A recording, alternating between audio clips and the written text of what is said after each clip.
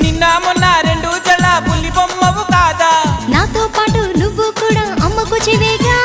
బయట వేసి వెయ్యంగానే వయ్యారం ఎందుకే భామ కొంటి చూపులు ఎక్కువాయి విసమొచ్చినందుక నడుము చిక్కెనే నడక మారెనే ఇంత లోపల ఏమి జరిగనే మొదటిసారిగా ఆడపిల్లను చూసినట్టుగా మైకం నీకు తమలపాకు మమ్మల్ని సొక్కు